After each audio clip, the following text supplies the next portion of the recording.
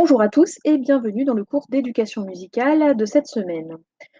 Après notre petite pause et notre reprise en douceur, je vous propose de continuer et de terminer la leçon sur les paramètres du son. Nous ferons un QCM final la semaine prochaine, donc s'il vous plaît, je vous demanderai de bien apprendre vos leçons, enfin votre leçon. Donc je reprends j'ai un imprimé écran évidemment du cours, de votre fiche, hein, d'accord? Votre fiche cours. Donc c'est la même fiche cours que vous.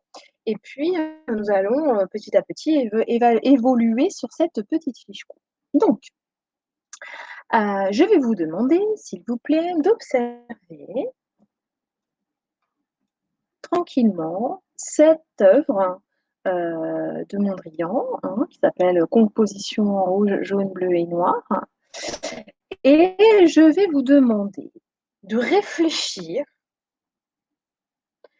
à la notion de durée. Et quel lien on peut faire entre cette œuvre d'art et la notion de durée en musique. Et pour cela, je vais vous demander, s'il vous plaît, dans votre petit coin, de réfléchir et de regarder cette œuvre et de parler des lignes que l'on voit, que vous voyez devant vous. Qu'est-ce qu'on peut dire sur les lignes qu'on voit sur cette œuvre?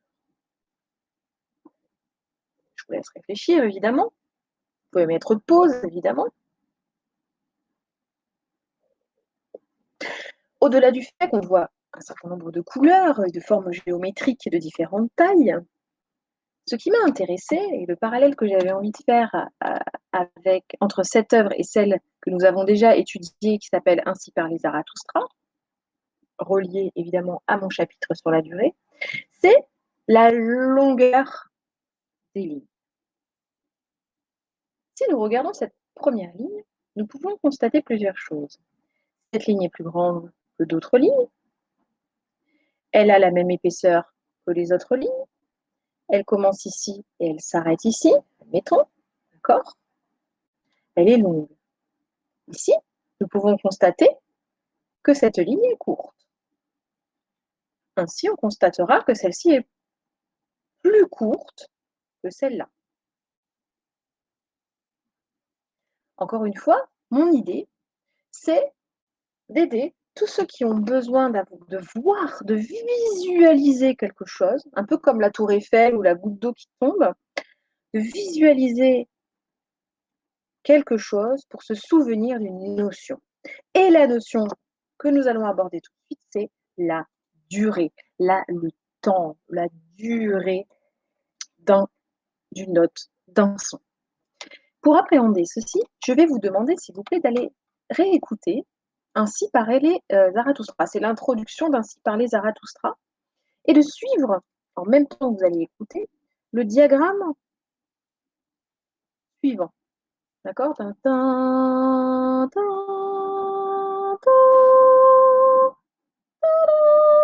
C'est comme ça que vous allez devoir faire. D'accord? Poum, poum, poum, poum, poum, poum. Idem, on remonte les marches. Une fois que vous aurez fait cet exercice tout seul, donc là, vous mettez pause, vous allez faire cet exercice en suivant le diagramme.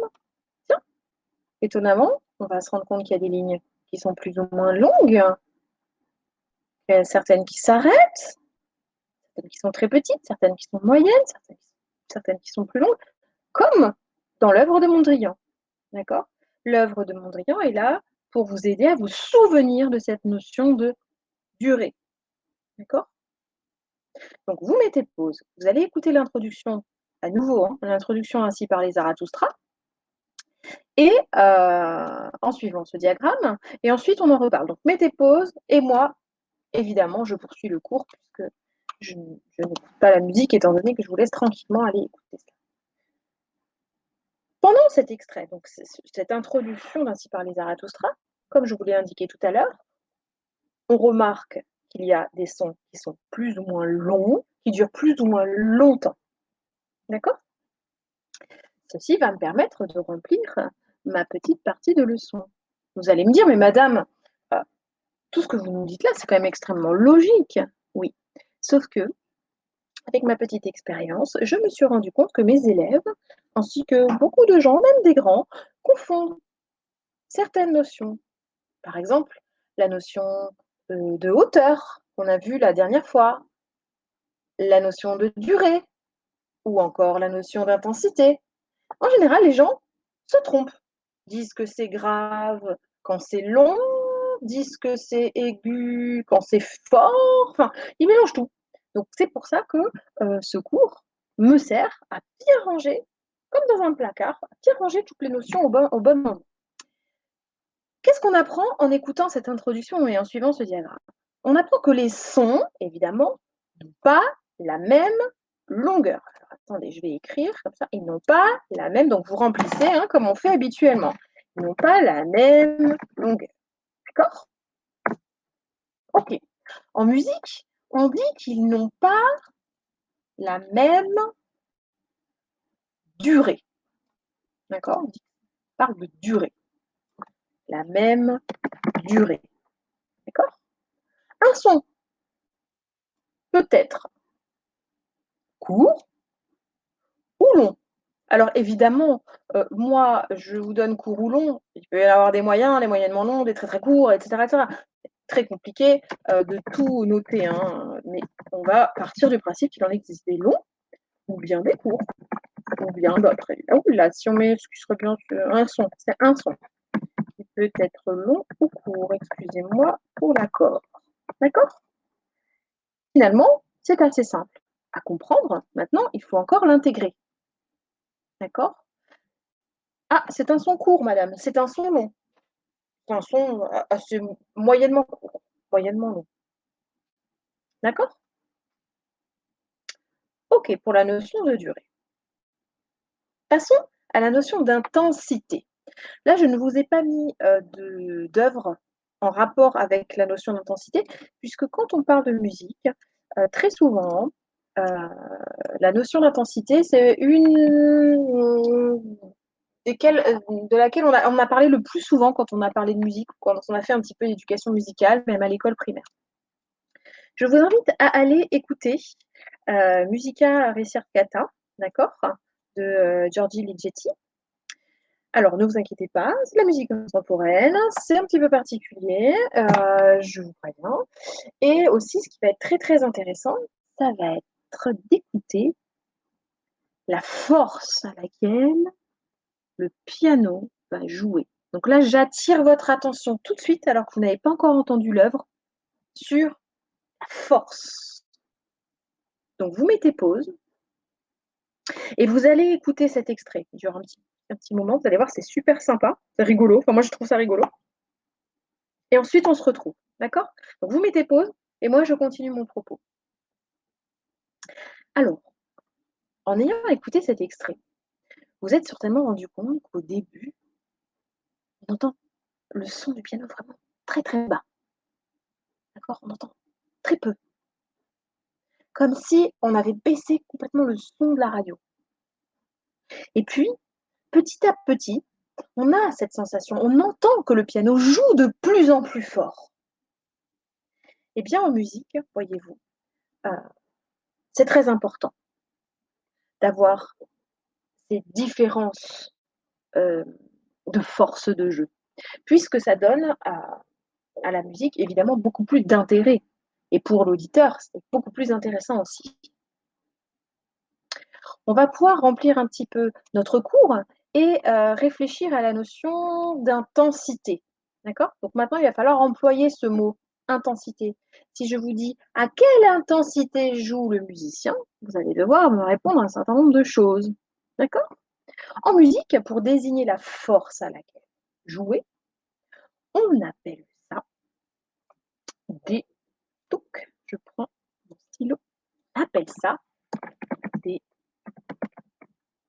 nuances. Marrant, hein? On appelle ça tiens, j'ai écrit 2 fois, on appelle ça des nuances. Alors décidément, j'y tiens. On appelle ça des nuances. Bah, excusez-moi, je l'ai écrit 2 fois, moi comme ça vous êtes sûr de l'avoir. On appelle ça des nuances, d'accord? Elle peut être alors encore une fois, il y a plein de nuances dans ce que je vais dans la réalité. Là, on met 2 mots faibles ou, à votre avis, ce qu'on a dit tout à l'heure, forte, d'accord? Elle peut, donc F-O-R-T-E, être forte ou on appelle ça des nuances, d'accord? Différence d'intensité.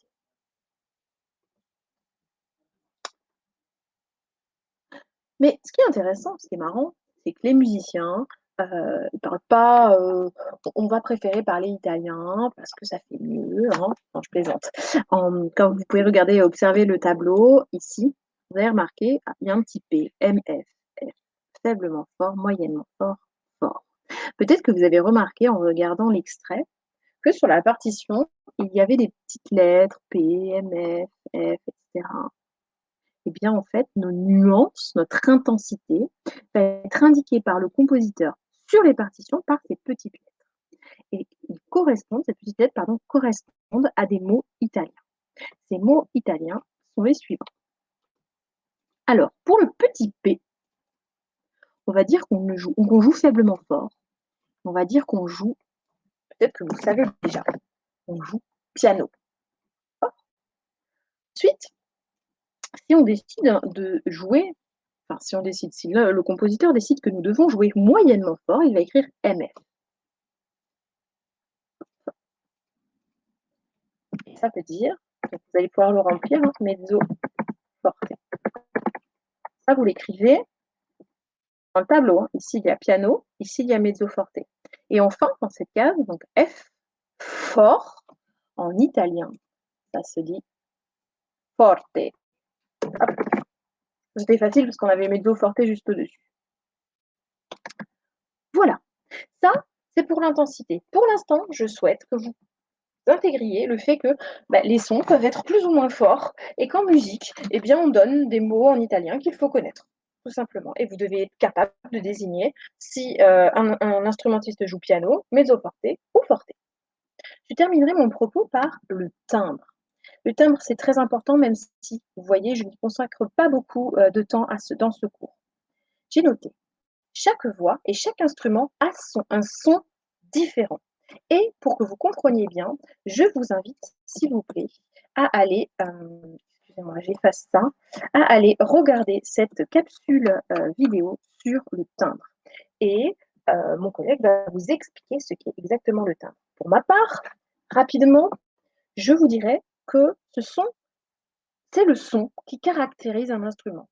Par exemple, vous irez trifouiller tout seul sur Internet, allez écouter un violon et allez écouter un alto.